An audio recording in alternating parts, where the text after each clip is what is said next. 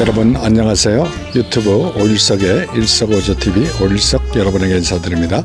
저는 제가 살고 있는 밴쿠버 길포드 하이츠라는 공원에 와 있는데요. 공원 한복판에는 이렇게 잔잔한 호수가 있습니다. 그 호수 옆에 수선화가 이렇게 피어 있고 나무 가지들이 이렇게 쌓여 있는데, 이 나무 가지들이 쌓여 있는 이곳은 밴쿠버를 상징하는 동물인 비버의 집이 되겠습니다. 오늘 비버의 집에서 여러분과 함께 좋은 시간 갖도록 하겠습니다. 구독과 좋아요 눌러주시면 더 좋은 콘텐츠로 여러분을 섬기도록 하겠습니다. 밴쿠버의 조용한 아침입니다. 도심 한가운데 자리한 길포드 하이츠팍 호수에는 조금 전에 제가 설명드렸듯이 놀랍게도 캐나다의 상징 동물인 비버들이 살아가고 있습니다. 자동차 소리와 도시의 분주함이 멀지 않은 곳인데도 호수 가장자리에는 나무 가지들이 이렇게 차곡차곡 쌓여 거대한 비버집이 만들어져 있습니다. 처음 그 장면을 바라보았을 때 마음속에 이런 생각이 들었습니다. 사람은 편리한 도시를 만들었지만 하나님은 생명이 살아갈 터전을 만드셨구나, 이런 생각이 들었습니다. 비버는 참 특별한 동물입니다. 누가 시키지 않아도 나무를 물어다 옮기고 물기를 조절하고 가족이 살아갈 집을 만듭니다. 조용히 묵묵히 매일 반복하며 살아갑니다.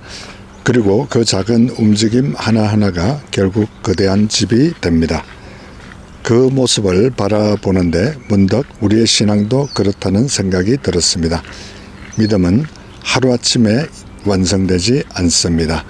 기도 한 번으로 갑자기 위대한 사람이 되는 것도 아닙니다. 오늘 작은 순종 하나, 작은 감사 하나, 작은 눈물의 기도 하나가 쌓여 우리의 영혼을 집을 만들어 갑니다. 성경은 말씀합니다. 그러므로 누구든지 나의 이 말을 듣고 행하는 자는 그 집을 반석 위에 지은 지혜로운 사람 같으리니 라고 예수님께서 산상수훈 마지막 장 마태복음 7장 24절에 말씀하고 있습니다. 비버의 집은 보기엔 단순해 보여도 쉽게 무너지지 않습니다. 왜냐하면 물의 흐름을 이해하고 기초를 단단히 만들기 때문입니다.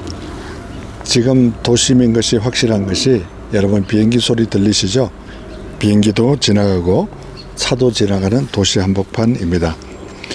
우리의 인생도 마찬가지입니다. 겉으로 화려해 보이는 삶보다 중요한 것은 무엇 위에 세워졌는가입니다. 돈 위에 세운 인생은 돈이 흔들리면 무너집니다. 건강 위에 세운 인생은 병이 오면 흔들립니다. 사람 위에 세운 인생은 관계가 뒤틀리면 무너질 수밖에 없습니다. 그러나 하나님 말씀 위에 세워진 인생은 폭풍 속에서도 버틸 힘이 있습니다. 밴쿠버의 긴 겨울비를 견디는 비버집처럼 말입니다. 호수 옆에 앉아 비버집을 한참 바라보았습니다. 신기했던 것은 비버가 절대 게으르게 살지 않는다는 점입니다. 계속 움직이고 계속 준비합니다. 겨울이 오기 전에 준비합니다. 폭우가 오기 전에 대비합니다. 그 모습 속에서 구약 성경 노아 시대 때 노아가 떠올랐습니다. 창세기에서 노아는 비가 오기 전에 방주를 만들었습니다.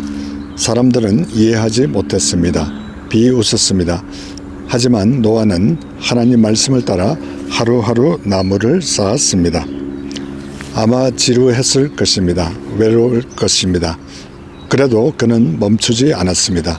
그리고 결국 그 순종이 가족을 살렸습니다. 우리의 기도도 그렇습니다. 당장은 아무 변화가 없는 것처럼 보일 수 있습니다. 그러나 하나님은 보이지 않는 곳에서 영혼의 방주를 만들고 계십니다. 선을 행하되 낙심하지 말지니 포기하지 아니하면 때가 이름에 거두리라고 갈라디아서 6장 9절에 말씀하고 있습니다. 비버는 하루아침에 큰 집을 만들지 않습니다. 한 나무 가지씩 옮깁니다. 우리 인생도 마찬가지입니다. 하루 성경 한 장, 짧은 기도 한 번, 누군가를 위한 작은 친절 하나, 교회에서의 작은 섬김 하나, 그것들이 쌓여 하나님 나라의 집이 됩니다. 요즘 세상은 너무 빠릅니다. 사람들은 결과만 보고 싶어 합니다. 금방 성공하고 싶고, 금방 유명해지고 싶고, 금방 응답받고 싶어 합니다.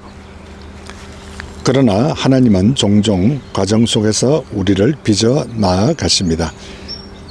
비브가 물속에서 조용히 집을 짓듯이 하나님도 우리 보이지 않는 삶 속에서 신앙을 세우십니다. 사람들은 무대 위 모습만 봅니다. 하지만 하나님은 아무도 보지 않는 자리에서의 충성을 보십니다. 새벽의 기도, 홀로 흘리는 눈물, 가족을 위한 희생, 아무도 몰라주는 섬김, 하나님은 그것을 기억하십니다. 잔잔한 물결을 바라보는데 또 하나 느껴지는 것이 있었습니다. 비버집은 혼자 만드는 것이 아닙니다. 가족이 함께 살아갑니다. 요즘 시대는 점점 혼자 살아가는 시대가 되어갑니다. 그러나 하나님은 우리를 공동체로 부르셨습니다. 교회도 그렇습니다. 혼자 신앙생활하면 쉽게 지칩니다. 함께 울고 함께 기도하고 함께 예배할 때 다시 살아나는 힘이 있습니다. 두 사람이 한 사람보다 나으면 그들이 수고함으로 좋은 상을 얻을 것입니다. 라고 전도서 4장 9절에 말씀하고 있습니다. 비버들은 함께 움직이며 터전을 지킵니다. 그리고 위험이 오면 서로를 보호합니다. 문득 그런 생각이 들었습니다. 나는 지금 누군가의 삶을 지켜주는 사람인가? 내 말 한마디가 누군가에게 상처가 되고 있지는 않은가? 아니면 누군가를 살리는 위로가 되고 있는가? 하나님은 우리를 경쟁자가 아니라 서로를 세워주는 존재로 부르셨습니다. 도심 속 호수에 사는 비버들을 보며 또 감사하는 것은 아직 하나님이 만드신 자연이 살아 숨쉬고 있다는 사실입니다. 콘크리트 건물 사이에서도 생명은 살아 움직입니다. 그 모습은 마치 현대 도시 속에서도 여전히 역사하시는 하나님을 보는 것 같습니다. 세상은 점점 하나님 없이도 살 수 있다고 말합니다. 하지만 인간의 기술이 아무리 발전해도 생명의 신비는 만들 수 없습니다. 비브가 본능적으로 집을 짓는 것도, 철따라 새들이 이동하는 것도, 봄마다 꽃이 피는 것도 모두 하나님의 창조 질서 안에 있습니다. 하늘이 하나님의 영광을 선포하고 궁창이 그의 손으로 하신 일을 나타내는도다 라고 시편 19편 1절에 말씀하고 있습니다. 밴쿠버 길포드 하이츠 공원의 호수는 거대한 로키 산맥도 아니고 나이아가라 폭포처럼 웅장한 곳도 아닙니다.